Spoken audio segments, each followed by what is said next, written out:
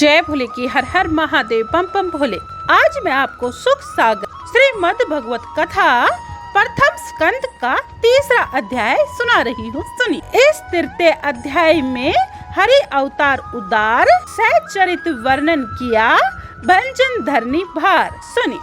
श्री सूत जी कहने लगे, आप अब उन भगवान के दिव्य अवतारों की उत्तम कथाएं सुनाइए, जिनके सुनने से मनुष्य पाप अंधकार से दूर होकर भगवान में लीन हो जाता है।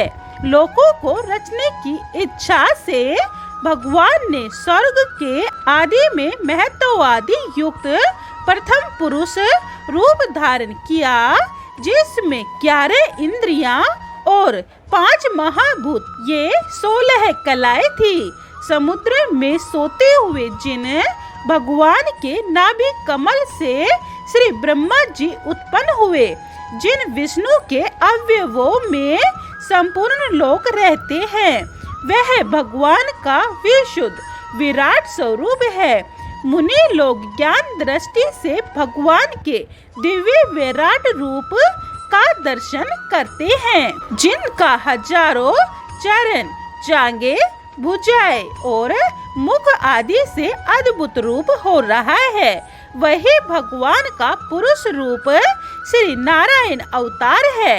इसी स्वरूप में से सभी अवतार प्रकट होते हैं।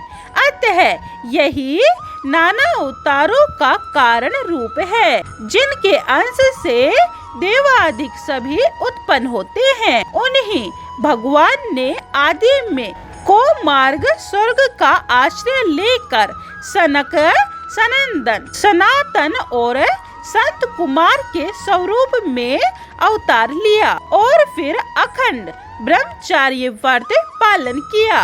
यह श्री भगवान का पहला अवतार हुआ। दूसरा, वारे शरीर धारण कर रसातल में गई हुई पृथ्वी को निकाला। तीसरा, देव ऋषि नारद जी का रूप ग्रहण करके पंचरात्र शास्त्र बनाया और उपदेश किया। चौथा, धर्म की भार्या मूर्ति के गर्भ से भगवान ने नर नारायण अवतार धारण किया और अखंड दुस्तर तप किया। 5वें अवतार में सिद्धेश्वर कपिल जी प्रकट हुए और आसुरी नामक ब्राह्मण के लिए संख्या शास्त्र बताया।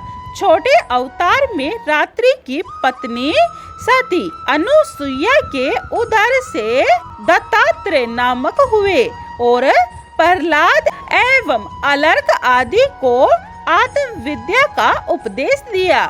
यह मार्कंडेय पुराण आदि में प्रसिद्ध है। पुनः 7वें अवतार में ऋषि रुचि की पत्नी आकुति में यज्ञ पुरुष हुए और देवगणों के साथ स्वयंभू मनवंतर की रक्षा की। राजा नाभि की स्त्री मेरु देवी के गर्भ से भगवान ऋषभ देव जी प्रकट हुए।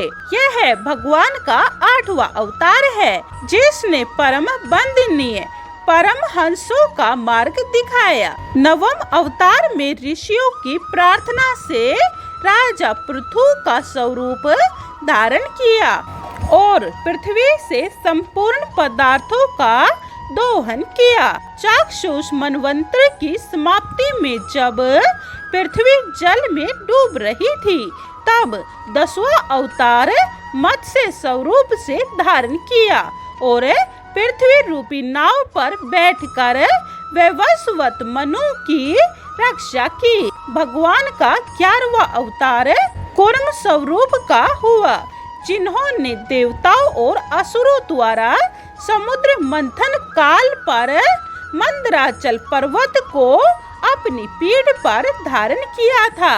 12वां अवतार में भगवान धनवंतरी जी यानी समुद्र से प्रकट हुए, जिन्होंने आयुर्वेद को प्रकाशित किया। 13वें अवतार में जगत मोहिनी रूप से असुरों को ठग कर समस्त देवताओं को अमृत पान कराया। 14वें अवतार में नरसिंह स्वरूप धारण करके नखों से हिरण्यकशिपु का पेट फाड़ा। 15वां अवतार भगवान का वामन यानी बोना रूप से हुआ और केवल 3 पाद भूमि ही याचने के छल से राजा बलि को ठग कर स्वर्ग को लेकर के राजा इंद्र के लिए दिया। 16वें परशुराम जी हुए, जिन्होंने 21 बार पृथ्वी को निक्षत्रिय किया।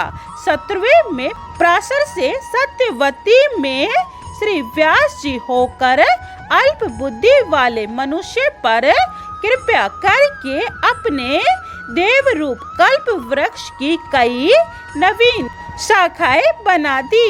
18वां भगवान का अवतार राजा दशरथ जी की पत्नी कौशल्या के उदर से श्री राम नाम से हुआ, जिन्होंने संसार की मर्यादा बांधी और संसार को नीति की शिक्षा दी एवं समुद्र निग्रह आदि कर्मों द्वारा दैत्यों का संहार कर भूमि का भार उतारा।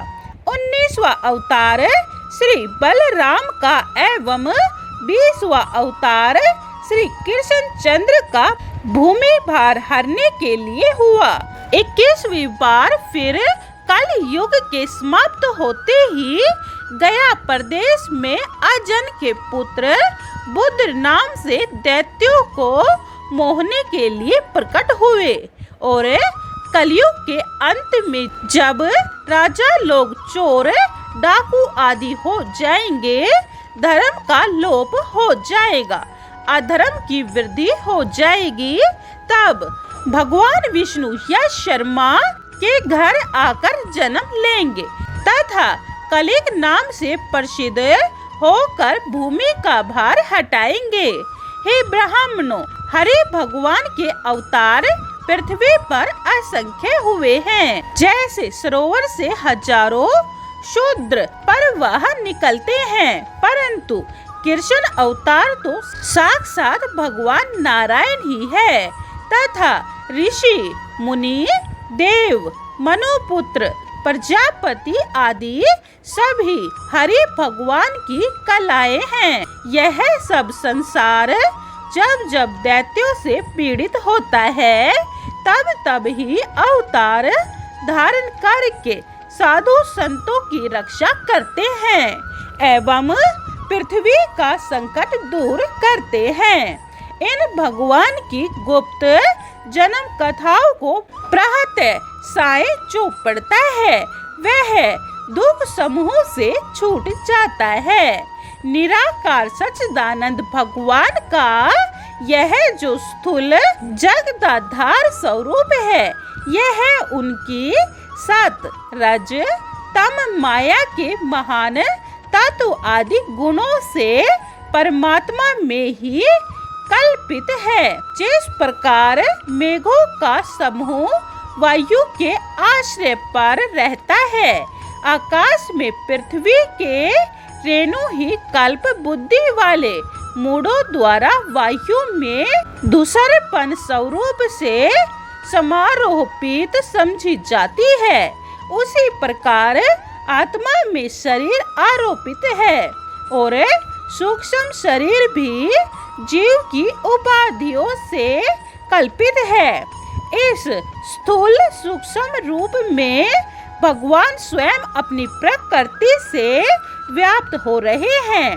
तत्व ज्ञानी इन सब को तत्व जान सकते हैं, तत्व अज्ञानी को यह अविद्या नहीं डिगाती है। जब तत्व ज्ञानियों की यह अविद्या रूप माया निर्वृत्त हो जाती है, तब उनको दिव्य दृष्टि प्राप्त हो जाती है।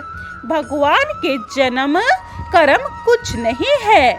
भगवान के अप्राकृत जन्म कर्मों के तत्व को तत्व ज्ञानी इस प्रकार वर्णन करते रहते हैं। भगवान के दिव्य अप्राकृत जन्म कर्म वेदों के भी अत्यंत गोप्य तथा रहस्य है। वेद नेति नेति कहकर उनका पार नहीं पाते। जब भगवान के जन्म कर्म की लीलाएं कोई भी मनुष्य तर्क आदि कौशल से नहीं जान सकता। जो मनुष्य कुटिल है वे ही भगवान की परम भक्ति से परमेश्वर के चरण कमलों की उपासना करते हैं और उन पदवी को जानते हैं। अतः ऐसे परम वैष्णव को धन्य है जिन्हें हरि में भक्ति करने से फिर जन्म मरण का आवर्त नहीं होता। इस वेद के समान भागवत पुराण को संसार के हित के लिए श्री वेद व्यास जी ने बताया और फिर अपने पुत्र सुखदेव जी को पढ़ाया। इसके पश्चात अपनी मृत्यु समीप में आई हुई जानकर राजा परीक्षित निराहार रहते हुए श्री गंगा जी के पावन तट पर आए। तब उनकी मुक्ति के लिए श्री सुखदेव जी ने 7 दिन तक इस उत्तम श्री भागवत शास्त्र को उन्हें सुनाया। धर्म ज्ञान आदि के सहित श्री कृष्ण के अपने धाम चले जाने पर इस घोर कलयुग में नष्ट दृष्टि वाले मनुष्यों को यह श्रीमद् भागवत पुराण ही सूर्य की तरह प्रकाश करने के लिए इस संसार में उदय हुआ है। वहाँ सभा में श्री सुखदेव जी श्रीमद् भागवत कह रहे थे और मैं भी वहाँ ही बैठा हुआ था। इस उत्तम कथा को सुन रहा था। सो उनकी कृपा से मैंने अपनी बुद्धि द्वारा जैसा जो भी सुना है वह सब हे ऋषियों आपको सुनाता हूँ। सो आप सभी एक चित होकर प्रेम से सुनिए। 3रा अध्याय समाप्तम। जय भोले। 4था अध्याय यह आप दूसरी वीडियो में सुने। जय श्री कृष्ण। ओम नमो भगवते वासुदेवाय। जय भोले की हर हर महादेव। बम बम भोले। अगर आपको शिव महापुराण और सुख सागर सुननी है तो यह चैनल सब्सक्राइब कर ले और कमेंट में जय भोले की लिखे। जय भोले।